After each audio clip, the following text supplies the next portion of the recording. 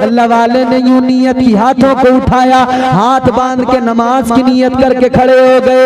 इधर इन शराबियों ने देखा, इन्होंने भी नियत की, ये भी हाथ बांध के खड़े हो गए। अल्लाह वाले ने क़याम किया, क़याम के बाद में रुकू किया, रुकू के बाद में सजदे में सर रख दिया, इन्होंने भी सजदे में सर रख दिया। अल्लाह वाले ने रोकर आंसू बहाकर अल्लाह की बारगाह में अर्ज किया, ऐ मौला, ऐ परवरदिगार, इनके सरों को झुकाना मेरा काम था, अब इनके दिलों को झुकाना तेरा काम है।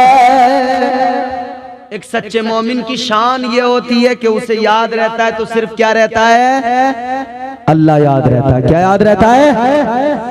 मगर मैं हैरान हूँ आज का मुसलमान कैसा अल्लाह को भूल गया। शराब इसे याद है, हर दिन इसे शराब याद है, हर दिन शराब की बोतल पकड़ता है, हर दिन शराब पीता है। कैसा मुसलमान है। उधर तो मेरे आका ने फरमा दिया, क़ाला रसूलुल्लाह सल्लल्लाहु ताला अलैहि वसल्लम, इन्नमल खमरु या अय्युहल मुमिनून। मेरे आका ने तो आवाज लगा दी थी, ऐलान कर दिया था, मेरे मुस्तफा ने तो सबक दे दिया था, है मेरा कलमा पढ़ने वालों, ये जो शराब है ये अल्लाह ने तुम पर हराम कर दी है।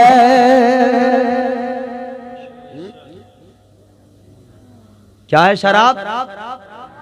और कुरान में भी अल्लाह ने फरमा दिया, इन्नमल खमरु वल मैसिरु वल अंसाबु वल अज़लाम रिजसुम मिन अमलि शैतान। अल्लाह के कुरान ने फरमा दिया, शराब पीना, जुआ खेलना, ये तमाम जो काम है अल्लाह का कुरान कहता है ये शैतान वाले काम है।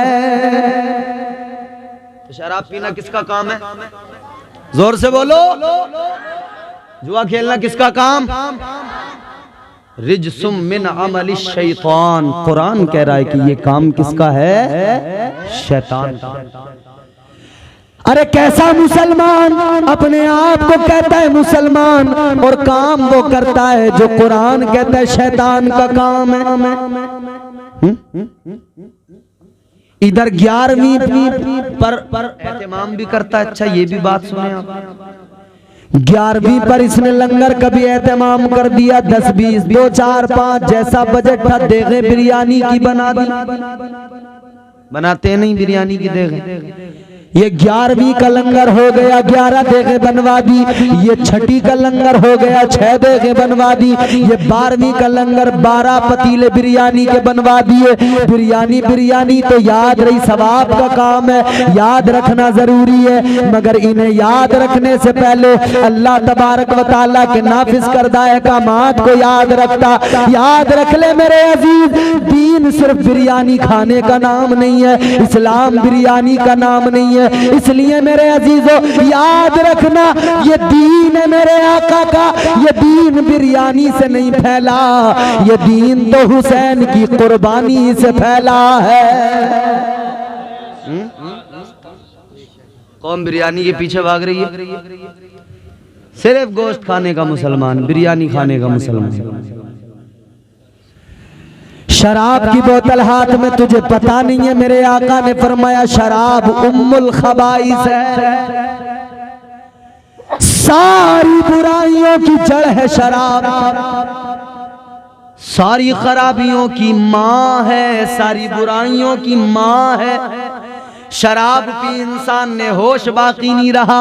अब इसे पता नहीं कि अपनी माँ को गाली दे रहा हूँ या अपनी बीवी को गाली दे रहा हूँ या अपनी बहन को गाली दे रहा हूँ। तू उस शराब को पीता है जो तुझे ये भी फर्क नहीं होने देती है कि सामने तेरी माँ है, जो तुझे ये भी पता नहीं लगने देती सामने तेरी बहन खड़ी है, तू बहन को भी गाली दे देता है, माँ को भी गाली दे देता है। ओ मेरे अजीज, अगर तुझे शराब पीना है, ये शराब न पी जो तुझे नाली में गिराती है, तेरी जबान पर जिसकी वजह से गालियां आती है, ये नशा न कर, ये शराब न पी। अगर तुझे शराब पीनी है मैं बताता हूँ, पी शौक से पी, मैं तुझे बताता हूँ पता। अगर तुझे शराब पीनी है, ये गंदी शराब न पी, शराब पीनी है तो आजा आजा आकर इश्क़ रसूल की शराब पी ले, अल्लाह की मोहब्बत के जाम पी ले।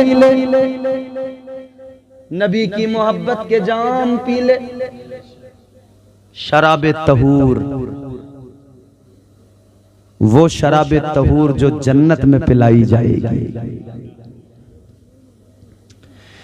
ऐ मेरे अजीज, दुनिया की बोतल को हाथ लगाया गिलाजत है, गंदी है, इसे हाथ न लगाना। अच्छा सुनो, एक चीज और बताऊं मैं आपको शराब के बारे में। बताऊं?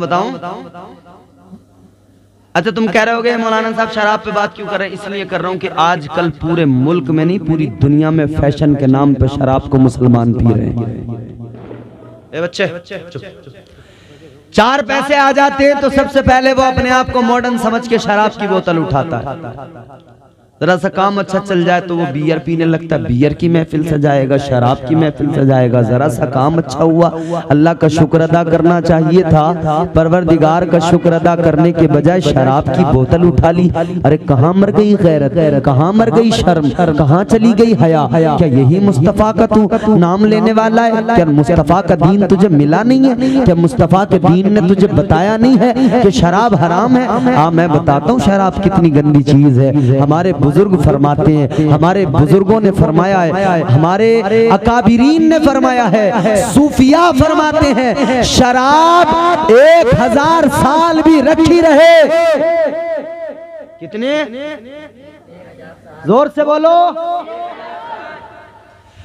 फरमाया सूफिया इकराम ने शराब 1000 साल भी रखी रहे, शराब नहीं बनती। शराब उस वक्त बनती है जब शैतान उसमें पेशाब किया करता है।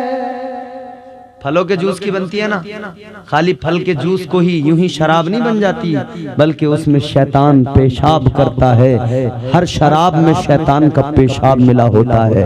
हमारे सूफिया फरमाते हैं कि जो आज मुसलमान तू शराब के जाम उठा रहा है ना, फेंक दे इन्हें, तुझे पता नहीं तू इस शराब को नहीं पी रहा, तू शैतान का पेशाब पी रहा है। शैतान का पेशाब।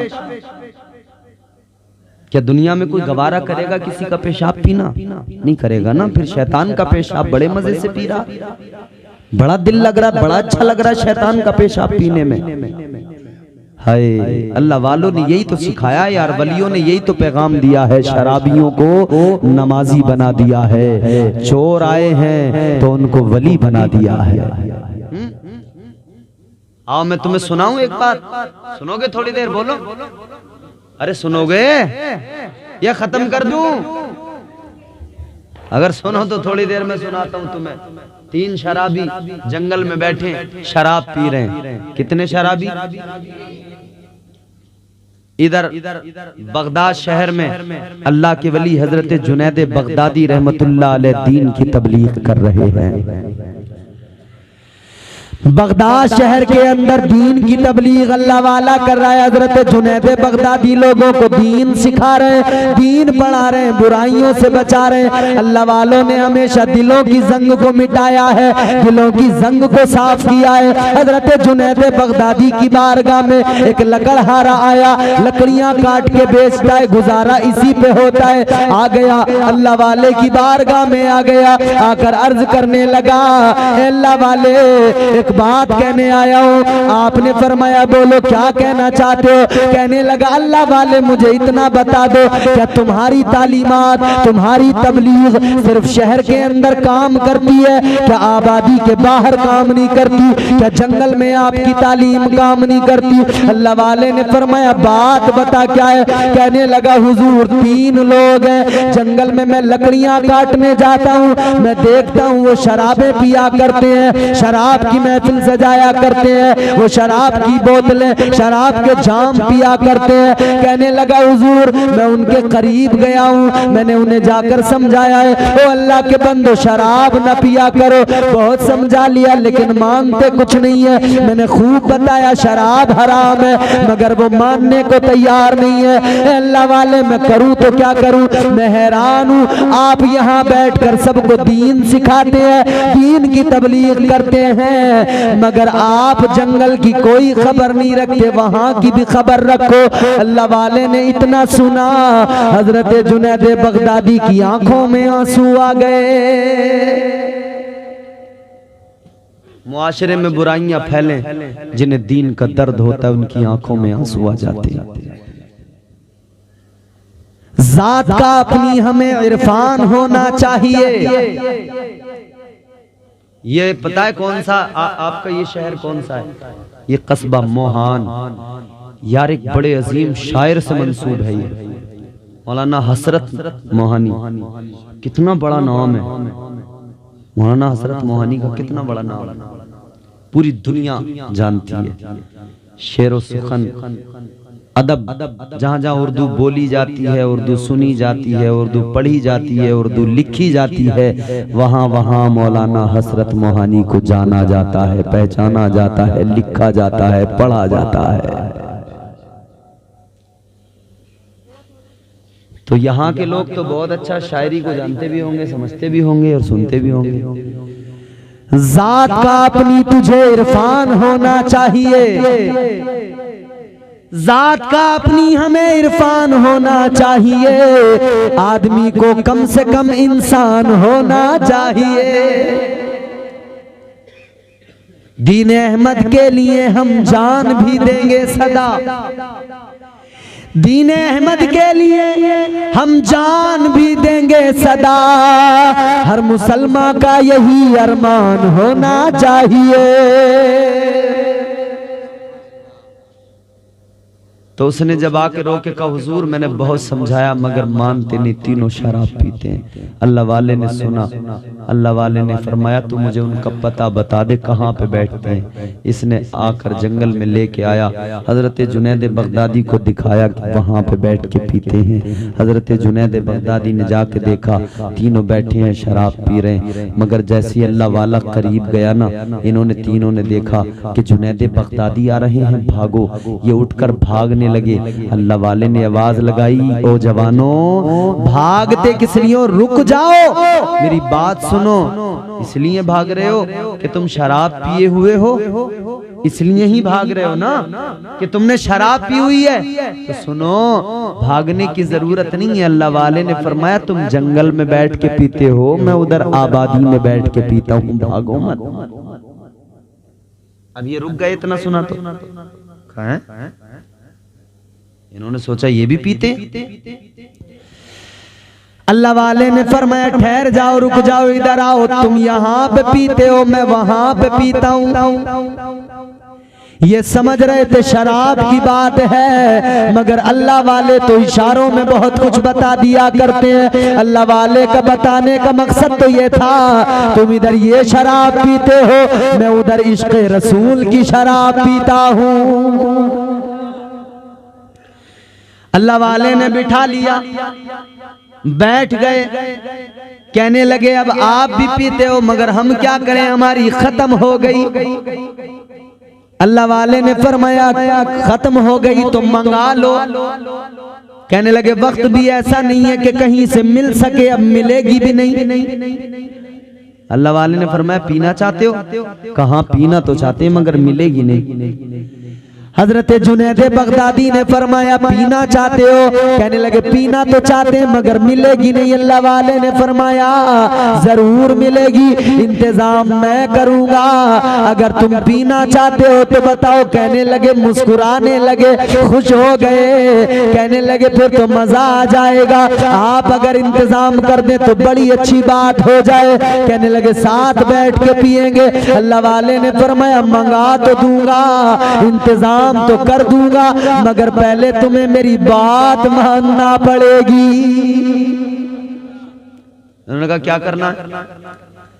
अल्लाह वाले ने फरमाया कि करना यह है कि मेरे साथ पहले मुझे ये बताओ यहाँ आसपास में कहीं पानी है? तो एक कहने लगा हाँ पास में चश्मा है जंगल में। कहा चलो वहां पर चलो, वहां मिलेगी। पहुंच गए। हाफिज आदिल रज़ा समझ में आ रहा बेटा? ठीक है, तुम्हारा जलसा माशाल्लाह कामयाब है। अल्लाह तुम्हें सबको खुश रखे, शादाबाद रखे। कमेटी वालों के लिए मेरी खास दुआएं। छोटे छोटे बच्चे हैं ना, स्टेशन पे जब ये लेने पहुंचे ना बच्चे, तो वो छोटा वाला जो क्या नाम है उसका, शारजा, हाँ वो बैठा देखो। ये बच्चा स्टेशन पे जब मुझे लखनऊ लेने पहुंचा तो मैं ये कहने वाला था कि भाई बच्चे को लाने की जरूरत, मैं इससे कहने लगा बेटा तुझे रात में आने की क्या जरूरत थी, तू सो जाता आराम से। कहने लगा हजरत मैं कमेटी वाला हूँ। मैंने कहा अच्छा। फिर मुझे बड़ी खुशी हुई। मैंने कहा बच्चा है मगर बड़ा सच्चा है, बड़ा पक्का है, यानी इसे कम से कम इमाम साहब ने, इन्होंने या इन लोगों ने या यहाँ के इन बुजुर्गों ने या इसके माँ बाप ने कम से कम इतना तो सिखा दिया है कि नबी का जलसा होगा तो मौलाना भी आएंगे, और मौलाना आएंगे तो उन्हें इज्जत से लेके भी आना, यानी इतना तो समझ गया कि मौलवी का अदब करना चाहिए। वरना तो आजकल कौम कहाँ अदब कर रही है, बेअदबी कर रही है दबा के। इमाम की कोई इज्जत ही नहीं, कोई हैसियत ही नहीं। कोई इमाम कहते कि जी निकाह नहीं पढ़ाऊंगा, अगर डीजे बजाया तो कहेंगे मत पढ़ा, हम दूसरा लाएंगे। किसी ऐसे को लाते जिसे पता ही नहीं होता कि यहाँ मुकदमा क्या चल रहा है, और बेचारा गरीब बाहर से आता उसे पता ही नहीं होता, वो आके निकाह पढ़ा देता। फिर इमाम कहते हैं जी तुमने निकाह क्यों पढ़ाया, इधर पूरी आफत। मगर लोगों को बड़ा मजा आता है शादियों में डीजे बजाने में, नाचने गाने में। शराब की बात कर रहे हैं ना हम, शराब जब पीता ना आदमी तो शराब के साथ ये चीजें खुद ब खुद आ जाती हैं। हुजूर ने फरमाया उम्मुल खबाइस है, तमाम बुराइयों की माँ है। शराब पिएगा तो जुआ भी खेलेगा, शराब पिएगा तो नाचना गाना भी करेगा, शराब पिएगा शहवत भी बेदार होगी, शराब पिएगा हरामकारी भी करेगा, शराब पिएगा बदकारी भी करेगा, शराब पिएगा गालियां भी देगा। शराब पी पी के जबान कितनी गंदी हो जाती है जानते हो, कितनी गंदी हो जाती है। आओ मेरे प्यारे सुनो, एक कतरा शराब का अगर हल्क से उतर गया, फरमाया गया एक कतरा उतरने की वजह से 40 रोज तक उस शख्स की न कोई इबादत कबूल होती है, न उसकी कोई दुआ कबूल होती है। अल्लाहु अकबर कबीरा। तो अल्लाह वाले ने फरमाया शराब चाहिए, कहाँ चाहिए, का पानी का चश्मा बताओ कहाँ, यहाँ है। लेकर गए, पानी के चश्मे पे पहुंचे। उन्होंने कहा जी पानी का चश्मा तो ये है, अब मंगाओ शराब। अल्लाह वाले ने फरमाया शराब तो मिलेगी मगर पहले जैसे मैं करता हूं वैसे करो। इन्हें तो शराब की जरूरत थी, इन्होंने कहा ठीक है। अच्छा, नशा करने वाले में एक बात आपने देखी होगी, समझ रहे हो, उसे जब तक नशा मिलता नहीं है ना वो बेचैन रहता, परेशान रहता, बेचैन रहता। वो हमारा छोटा भाई है, वो मेडिकल स्टोर चलाता है। एक रोज मैं बैठा था वहां पर, एक नौजवान लड़का, तकरीबन उसकी उम्र 18 साल होगी, 17-18 साल का, पतला दुबला, कांप रहा है। मुझे लगा कि ये शायद बीमार है, बुखार है, या दवाई लेने आया है। वो आके हमारे छोटे भाई से कहने लगा कि मुझे फला चीज दे दो। मैं तो नाम भी नहीं जानता, वो चीजें ऐसी ऐसी चीजें चल रही हैं आजकल। उसने कहा नहीं है। वो साहब उसके पैरों में गिर गया, कहने लगा कुछ भी करो मुझे दे दो। उसने कहा है ही नहीं तो कहां से दे दूं, मैं रखता ही नहीं। पैरों में गिर गया, कहने लगा वो मुझे चाहिए। तो उसने भाई ने मुझे बताया कि ये नशा करने वाला है, नशे की चीज मांग रहा है। इनकी हालत ये हो जाती है, जब तक नहीं मिले ना तड़पते रहते हैं, परेशान रहते हैं, लौटते हैं, तुम्हारे पैर पकड़ लेंगे, जो करना पड़े करेंगे। कहीं चोरी करेंगे, कहीं डकैती करेंगे, कहीं मार खाएंगे, कहीं भीख मांगेंगे, कुछ भी करना पड़े, मगर किसी भी हाल में जब तक इन्हें नशा नहीं मिलेगा जब तक ये तड़पते रहते हैं। हाय हाय हाय हाय, नए नए बच्चे 18-18 साल के मेरी कौम के बर्बाद हो गए और हम तमाशा देख रहे हैं। बोलो वो जवान जिन्हें मुस्तफा के दीन का लंबरदार बनना था, वो आज शराब की लत में पड़कर नालियों में गंदे पड़े हैं, कीड़ों की तरह रेंग रहे हैं। मगर किसी कौम के किसी रहबर रहनुमा को ये फिक्र नहीं होती कि मैं इनका ख्याल करूं, इन्हें इस दलदल से निकाल के इन्हें एक अच्छी जिंदगी दूं। किसी को होती है फिक्र? नहीं होती, नहीं होती किसी को फिक्र। मगर सुनो मेरे अजीजों, फिक्र अगर की होती तो आज ये बच्चे नशा नहीं कर रहे होते।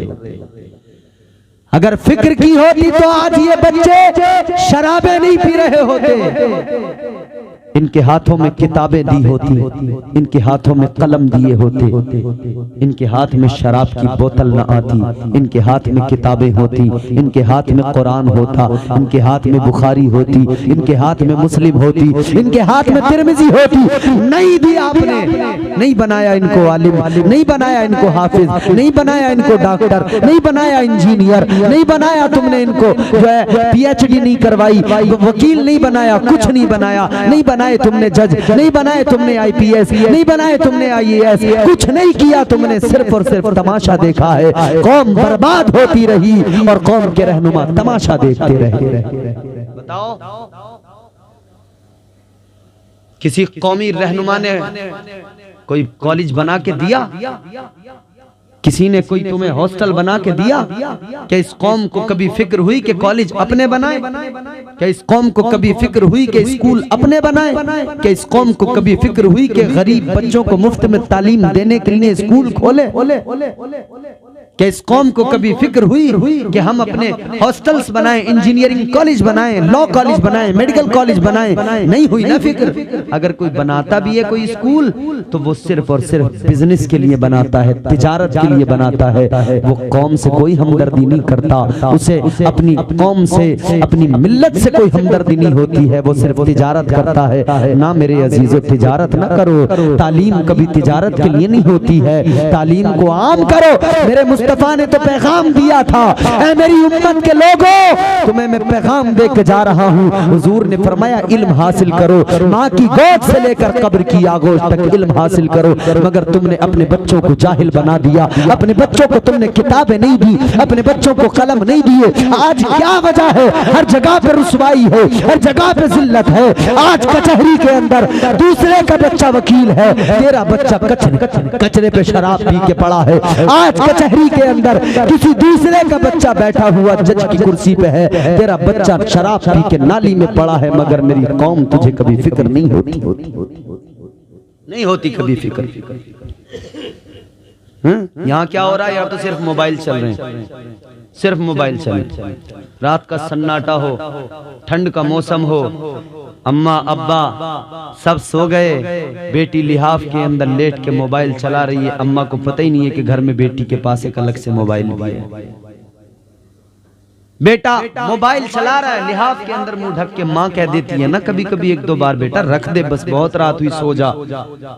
तो वो यूं लिहाफ को ढककर पूरी तरह से खुद को कवर करता है, फिर यूं मोबाइल लेके फिर मोबाइल चलाता। क्या देखता है उसमें? गंदी फिल्में देखता है। गंदी फिल्में देख के रात गुजारने वाले, तू कौम का मुस्तकबिल है, तुझे इसलिए तो अल्लाह ने पैदा नहीं किया था कि तू अपनी जिंदगी को यूं बर्बाद कर दे। तुझे तो अल्लाह ने इसलिए पैदा किया था कि जब जब इस्लाम को तेरी जरूरत पड़े, तू कभी खालिद बिन वलीद बन के आए, कभी नूरुद्दीन जंगी बन के आए, कभी सलाहुद्दीन अय्यूबी बन के आए। जब जब तेरी जरूरत पड़े तू मैदान अमल में निकल के आए।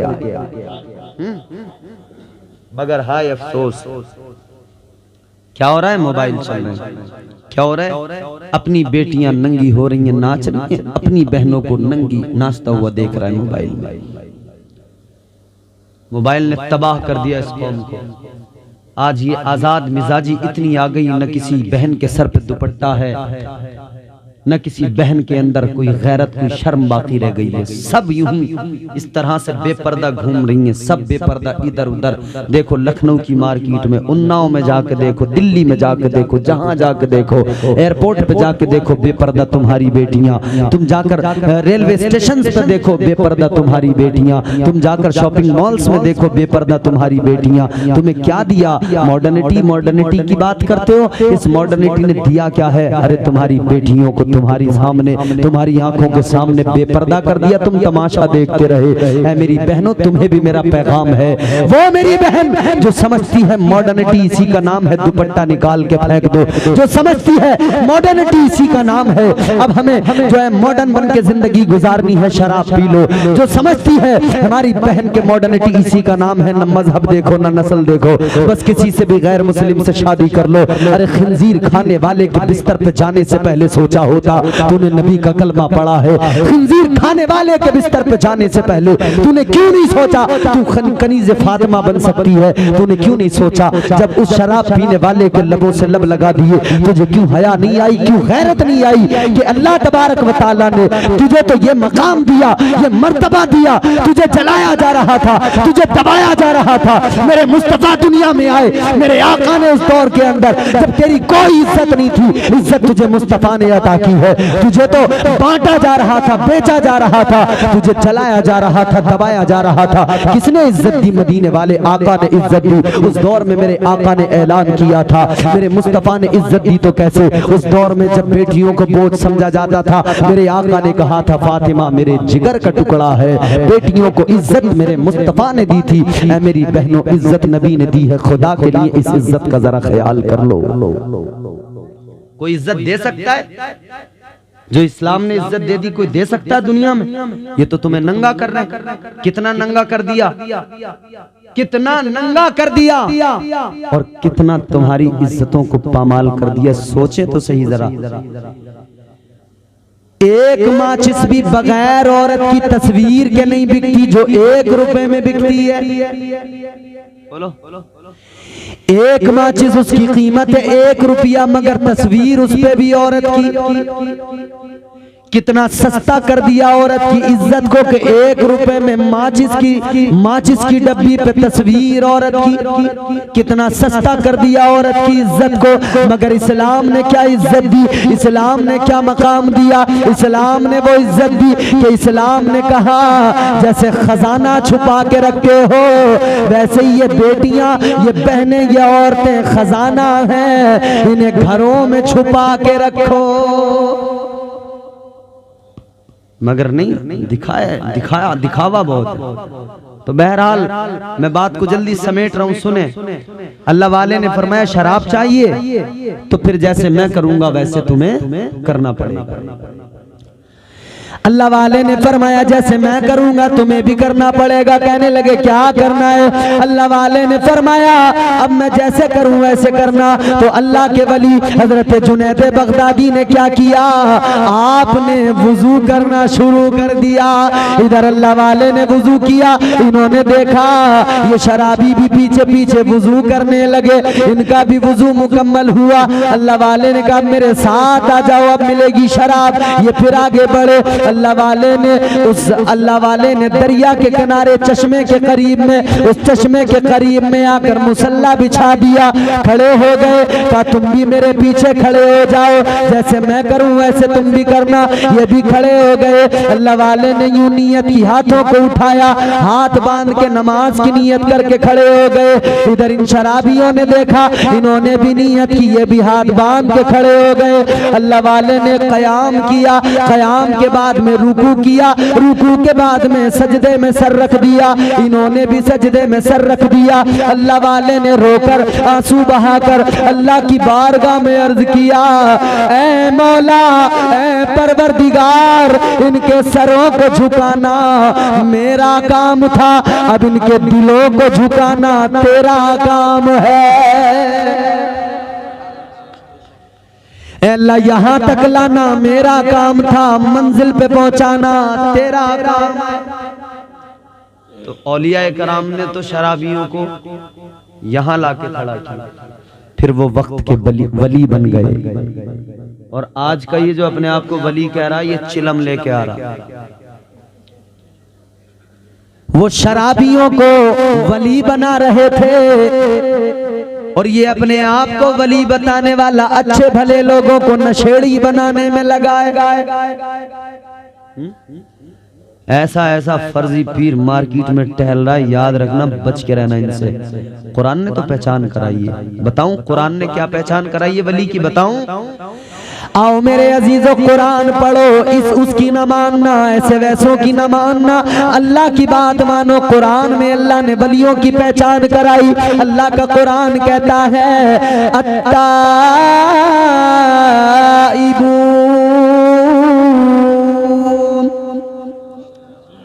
कुरान सुन के भी नहीं बोले सुभान अल्लाह।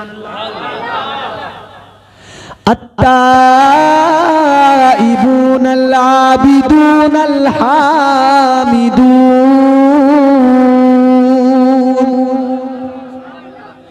अल हामिदून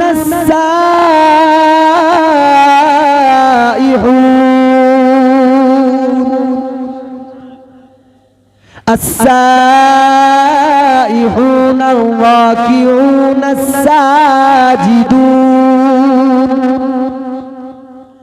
अस्साजिदून अल आमिरून बिल मारूफ। ये कुरान में अल्लाह ने सिफात बयान की। अनिल मुनकरी वल हाफिजून लिहुदूदिल्लाह व बश्शिरिल मुमिनीन। अल्लाह ने कुरान में वलियों की पहचान बता दी। वो वली नहीं होता जो औरतों से पैर दबवाए, वो वली नहीं होता जो चावलों में बोटियां टटोले, वो वली नहीं होता जो पचरंगी मीठा मांगे आकर, वो वली नहीं होता है जो तुम्हारी जेबों पे नजर रखे। अल्लाह का कुरान कहता है वलियों की सिफात ये है, वलियों की क्वालिटीज ये है। पहली क्वालिटी वली की ये होती है, वली वो है जो अल्लाह से तौबा किया करता है। तौबा करने वाला वली होता है जो खुद तौबा न करे, वो किसी और को क्या तौबा करवाएगा। लोगों तौबा करो, आज ले उनकी पनाह, आज मदद मांग उनसे, कल न मानेंगे कयामत में अगर मान गया। आज अपने आप को बदलो, आज अपने मुआशरे को बदलो। क्या कुछ नहीं हो रहा इस मुआशरे में। एक हदीस सुने, मैं अक्सर सुनाता भी हूँ और इसी पर मेरी तकरीर कभी इख्तिताम हो जाएगा। कितना हुआ? 1 बज गया, मगर माशाअल्लाह मोहान के लोग मुबारकबाद के मुस्तहिक हैं। घड़ी में जरूर 1 बजा है मगर किसी के चेहरे पे घड़ी में जो बजने हैं बजते रहे। अच्छा, चलिए अब जरा मुस्कुरा के कहें सुभान अल्लाह। मैं आपको सुनाऊं एक हदीस आखिरी और इसके बाद में तकरीर मेरी खत्म हो जाएगी। जरा जोर से बोलो सुभान अल्लाह। 3 बातें बताऊंगा, एक हदीस मुस्तफा की सुनो। अक्सर सुनाता हूँ, आपको भी सुना के जा रहा हूँ, याद रखना। ताजदारे मदीना वालिए कौनैन सल्लल्लाहु ताला अलैहि वसल्लम ने फरमाया 3 लोग ऐसे हैं, 3 लोग ऐसे हैं कि उन्हें जन्नत तो बड़ी चीज है, जन्नत की खुशबू भी नहीं मिलेगी। अल्लाहु अकबर। कितने लोग हैं? 3 लोग। जन्नत तो बड़ी चीज है, जन्नत की खुशबू भी नहीं मिलेगी। आका ने फरमाया 3 लोग ऐसे हैं, जन्नत तो बड़ी चीज है, जन्नत की खुशबू भी नहीं मिलेगी। कौन है? हुजूर ने फरमाया पहला बेनमाजी, जो नमाज नहीं पढ़ता, जन्नत तो बड़ी चीज है, उसे जन्नत की खुशबू भी नहीं मिलेगी। ये जो बाप की जन्नत समझ रहे हो ना कि ऐसी मिल जाएगी, गलत फहमी। अगर अल्लाह अपने अदल से काम ले ले, अमल कोई नहीं तुम्हारे मेरे पास में बख्शिश का। अगर अल्लाह अपने अदल से काम ले तो अमल कोई नहीं है कि बख्शे जाए। हाँ, उसकी रहमत पे भरोसा करते हैं, उसकी रहमत पे भरोसा है, उसके महबूब की शफाअत पे भरोसा है। लेकिन याद रखो, शफाअत अगर हुजूर की चाहिए तो हुजूर ने फरमाया नमाज मेरी आंखों की ठंडक है, तो जरा नबी की आंखों को ठंडा किया करो, तभी तो नबी की शफाअत नसीब होगी। मुस्तफा की आंखें तो ठंडी करो कभी। और सुनो, दूसरा कौन है? मेरे आका ने फरमाया दूसरा वो जो शराब पिया करता है, उसे जन्नत तो बड़ी चीज है, जन्नत की खुशबू भी नहीं मिलेगी। अल्लाहु अकबर।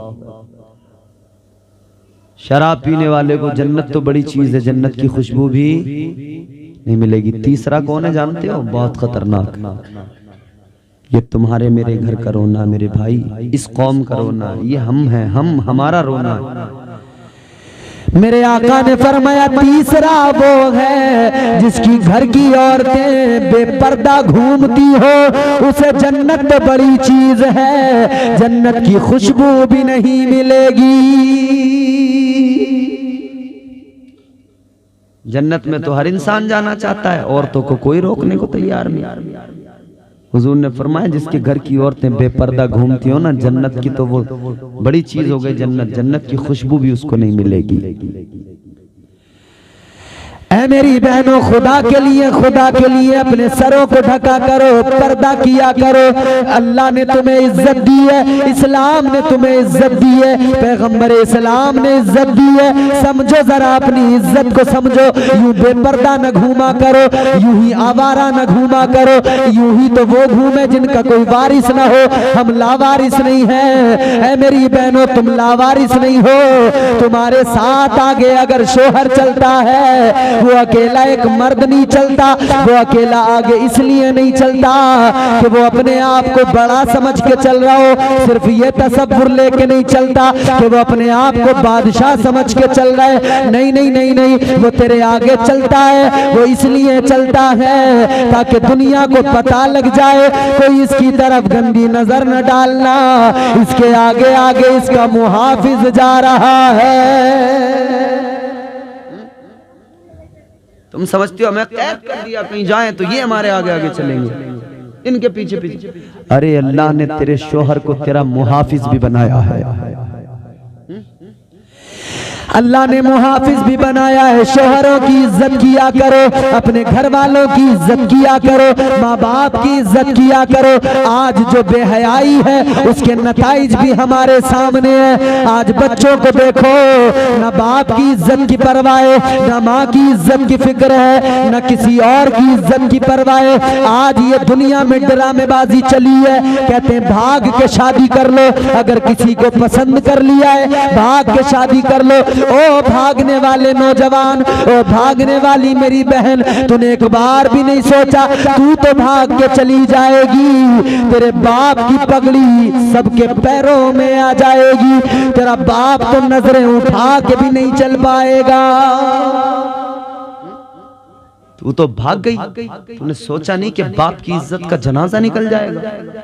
तू तो भाग गई, मगर इधर बाप जब रास्ते में निकला, लोग देख रहे हैं अजीब नजरों से, उसे हया आ रही है, नजरें झुका के जा रहा है। तू तो भाग गई, तूने वीडियो भी बना के डाल दिया, कोई हमें न ढूंढे, तूने ये भी उसमें कह दिया हम पुलिस से भी मदद चाहते हैं, हमारे घर वाले हमें परेशान कर रहे हैं। अरे वो परेशान नहीं करते, उनके दिल की कैफियत देख, उनके दिल की दुनिया बदल जाती है, उनका कलेजा फट जाता है। तू जाती है, उनकी इज्जत का जनाजा निकल जाता है। तू जाती है, वो जिंदा तो होते हैं मगर एक लाश की तरह जिंदा होते हैं, अपना बोझ ढोकर जिंदगी गुजारते हैं। कई बार तो सोचते हैं जहर खा के मर जाए, क्योंकि ताने बड़े मिलते हैं, आस पड़ोस के लोग भी ताने देते हैं, मोहल्ले वाले भी ताने देते हैं, इसकी बेटी भाग गई, इसकी बेटी भाग गई, इसकी बहन भाग गई। तू तो भाग जाती है, तेरे भाइयों का रास्तों में निकलना मुहाल हो जाता है। इनके दिल की कैफियत कभी नहीं समझी तूने। तू तो घर में कह देती है शादी मेरी उससे करवा दो वरना जहर खा के मर जाऊंगी, मगर तूने ये नहीं सोचा तेरी माँ तेरे लिए कितना प्यार रखती है दिल में, तेरा बाप तुझसे कितनी मोहब्बत करता है, सारी जिंदगी तेरी शादी के लिए कमाता रहा, सोच रहा था बेटी जवान होगी अच्छे से शादी करूंगा, वो इस फिक्र में लगा था बेटी को इज्जत से रुखसत करूंगा। तू कहने लगी मेरे बाप को, मेरा बाप तो अलग अजीब बातें कर रहा है, तू कहने लगी मेरी माँ मेरी मर्जी की शादी नहीं कर रही है। अरे सोच ले जरा, सोच ले, तू मर्जी की शादी की बात करती है, तुझे तमीज कितनी है, तजुर्बा कितना है, लोगों को जाना तूने कितना है, पहचाना तूने कितना है। तेरा बाप तेरे सीने में जो दिल, तेरे बाप के सीने में जो दिल है, उस दिल में जो तेरे लिए मोहब्बत और प्यार है, वो दुनिया में किसी और के दिल में नहीं मिलेगा। तेरी माँ के सीने में जो दिल है, उस दिल में जो तेरी मोहब्बत है, कोई लाख दावा करे वो मोहब्बत किसी और के दिल में नहीं मिलेगी। तो खुदारा ये बेहयाई जो मुआशरे में है ना, खुदा के लिए कंट्रोल करो जरा। और हमारी जिम्मेदारी है सबकी, कंट्रोल करना है, बदलना पड़ेगा मुआशरे को, वरना याद रखो बर्बादियां मुकद्दर बन जाएंगी। तबाहियों से कोई नहीं बचा सकता है, बर्बादियां मुकद्दर बन जाएंगी। हुजूर गौसे आजम सरकार की महफिल सजाने वालों, महफिल सजाई है तो आज ये अहद करके जाओ कि अगर हम इस जलसे में आए थे, आने से पहले अगर बेनमाजी थे तो जाएंगे तो हम नमाजी बन जाएंगे। कहो इंशाअल्लाह। और ये जितने कमेटी वाले हैं, बच्चे, इन बच्चों से और इनके साथ जितने लोगों ने ताउन किया, उन तमाम लोगों से मेरी दरखास्त, अहद कर लो आज से कि जलसा तो करा ही रहे हैं, जलसा भी कराएंगे, मगर आने वाला जलसा जो होगा ना वो इस शान के साथ कराएंगे कि हम जलसा कराने से पहले लोग हमें देखेंगे कि जलसा कराने वाला मस्जिद से निकल रहा है, जलसे का चंदा भी कर रहा है, फिर नमाज का वक्त हुआ मस्जिद में पहुंच गया है, ये मस्जिद का नमाजी बन जाए। जलसा कराने वाला तो कम से कम इतना बदले कि अगर बेनमाजी था, नबी की मोहब्बत है, जलसा करा रहा है तो नमाजी बन जाए, अगर बुरी आदतें थी तो छूट जाएं। और खुदारा बदलो अपने आप को, तरीके बदलो, अपनी जिंदगियों को बदलो। ये ना कहा करो कि जमाना खराब है, ये कहा करो हम खराब हैं, अगर हम सही हो जाएं तो जमाना खुद ब खुद सही हो जाएगा। हम अगर संभल जाए, हम अगर सही हो जाए तो जमाना तो यार खुद ब खुद सही है। नहीं, जमाने को कसूरवार ठहराते हो, खुद अपने जुर्मों को कभी झांक के नहीं देखते। दूसरों के ऐब तो हमेशा नजर आते हैं, कभी अपनी खामियों पे भी नजर डाला करो। गौसे आजम सरकार की महफिल सजाने वालों, कभी हम गुनाह करके नादिम नहीं होते, कभी गुनाह करके हमारी आंख में आंसू नहीं आते। गौसे आजम सरकार तो गुनाह भी नहीं किया करते थे, फिर भी उनकी आंखों में आंसू होते थे। वो नेक परहेजगार मुत्तकी, मगर फिर भी आंखों में आंसू होते थे, रोते थे। हजरत इमाम अबू अली हयाती फरमाते हैं, मैं काबे का तवाफ कर रहा था, मैंने देखा एक इंसान रो रहा है, पत्थरों पे सर रख के रो रहा है, कह रहे मौला मौला परवरदिगार, उसकी आंखों में आंसू हैं, वो रो रो के कह रहा या अल्लाह कल क़यामत के दिन या अल्लाह तू मेरा हिसाब न लेना।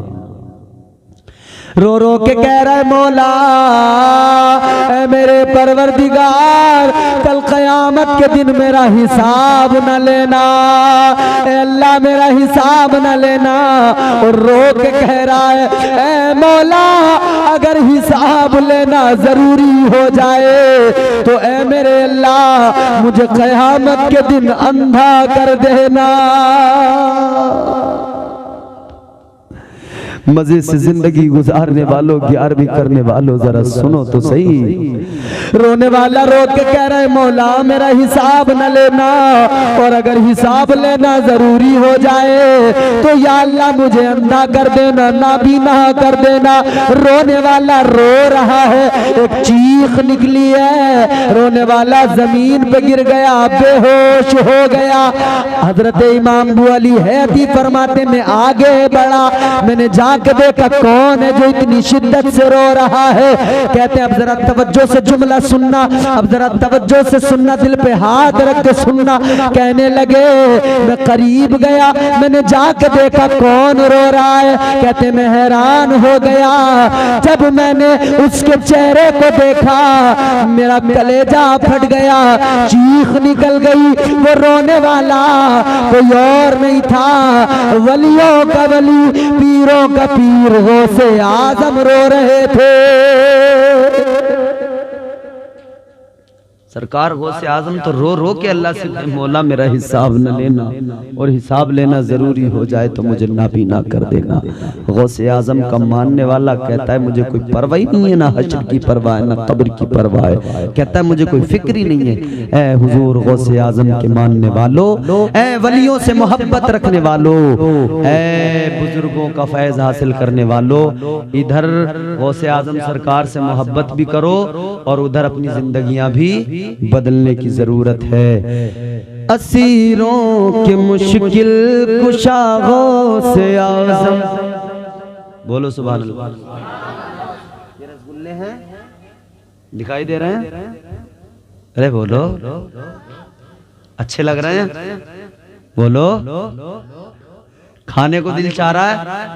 बोलो। तो पहले जोर से बोलो सुभान अल्लाह, क्योंकि इन रसगुल्लों तक अगर पहुंच बनानी है तो पहले मेरी तकरीर खत्म करवानी है, और उसके लिए जोर से कहना है सुभान अल्लाह। ऐसे नहीं मिलेंगे रसगुल्ले, रसगुल्ले तो सामने रखे हैं, मगर मैं जो बैठा हूं यहाँ, चाहिए रसगुल्ले तो हाथ उठा के बोलो सुभान अल्लाह। असीरों के मुश्किल कुशा गौसे आज़म, असीरों, ये कलाम पता है किसका? ताजदार बरेली इमाम अहले सुन्नत सैयदी सरकार आला हजरत के भाई हजरत मौलाना हसन रजा साहब का कलाम। असीरों के मुश्किल कुशा गौसे आज़म, फकीरों के हाजत रवा गौसे आज़म, असीरों के मुश्किल कुशा गौसे आज़म, असीरों के मुश्किल कुशा गौसे आज़म। घिरा है मुसीबत में बंदा तुम्हारा, घिरा है मुसीबत में बंदा तुम्हारा, घिरा है मुसीबत में बंदा तुम्हारा, गिरा है मुसीबत में बंदा तुम्हारा, मदद के लिए आओ या गौसे आज़म। असीरों की मुश्किल कुशा गौसे आज़म, फकीरों के हाजत रवा, फकीरों के हाजत रवा। हुजूर गौसे आज़म का नाम लिया करो, इसलिए कि हुजूर गौसे आज़म ने फरमाया मेरा मुरीद पूरी दुनिया में कहीं भी बैठ के मुझे पुकार ले, उधर वो पुकारता है, उधर मैं उसकी मदद के लिए पहुंच जाता हूँ। नाम हुजूर गौसे आज़म, हुजूर गौसे आज़म फरमाते जब तक मैं ना चाहूं ना, मेरा कोई नाम भी नहीं ले सकता है। अगर नाम ले रहे हो तो ये समझ लो कि हुजूर गौसे आज़म इस पर राजी हैं कि तुम उनका नाम लो, तभी नाम ले पा रहे हो। वरना सरकार गौसे आज़म फरमाते अगर मैं ना चाहूं तो कोई मेरा नाम भी नहीं ले सकता है। आपका नाम ऐसा है, आपके घर में सामान है, उस सामान पे लिख दो ये सामान हुजूर गौसे आज़म का है, तुम उसे रख के ऐसी छोड़ दो, कहीं फेंक दो, कुछ भी करो, घर में ताला लगा के भी मत जाओ, खुला छोड़ के चले जाओ। जिस सामान को कहते हैं ना गौसे आज़म का है, चोर उसे किसी भी हाल में चुरा नहीं सकता है। गाड़ी से जा रहे हो, गाड़ी से जा रहे हो, सफर में लखनऊ जा रहे हो या आगे दिल्ली जा रहे हो, कानपुर जा रहे हो, इलाहाबाद जा रहे हो, उन्नाव जा रहे हो, गाड़ी में बैठो, कह दो ये गाड़ी गौसे आज़म की है, उन्हीं के करम पे चलेगी, उन्हीं के करम पे चलती है। तू सफर करके जब तक घर वापस नहीं आएगा ना, तो तेरे लिए हुजूर गौसे आज़म का ये करम तुझ पे होगा। तू सारा सफर करके घर आ जाएगा, एक खरोंच भी तुझे कहीं नहीं लगेगी। अल्लाह उस गाड़ी को और तुझे हर हादसे से, हर एक्सीडेंट से महफूज रखेगा। बाइक पे भी निकला करो तो तसव्वुर कर लिया करो गौसे आज़म सरकार के करम पे है सबका है। तो अल्लाह ताला हमें आपको हुजूर गौसे पाक की सच्ची मोहब्बत अता फरमाए और हमें दुनिया और आखिरत में कामयाबी कामरानी अता फरमाए। परवरदिगार हमारी जिंदगियों को बेहतर फरमाए और इन बच्चों को आप सबको हौसला अता फरमाए, जज्बा अता फरमाए, दीन का जज्बा, दीन की खिदमत का जज्बा, अल्लाह रसूल के अहकामात पर अमल करने का जज्बा, नबी की शरीयत पर अमल करने का जज्बा, बुराइयों से बचने का जज्बा। अल्लाह ताला हमारी जिंदगियां बेहतर फरमा दे, परवरदिगार हमारा मुस्तकबिल बेहतर फरमा दे, हमारी कौम के हर बच्चे को नबी का आशिक बना दे। अल्लाह ताला हम सब का ईमान पर खात्मा फरमाए। अस्तगफिरुल्लाह रब्बी मिन कुल्लि ज़ंबि व अतूबु इलैह। बुलंद आवाज़ से कलमा शरीफ पढ़िए, ला इलाहा इल्लल्लाहु मुहम्मदुर रसूलुल्लाह व मा अलैना इल्लल बलाग। अस्सलामु अलैकुम व रहमतुल्लाह।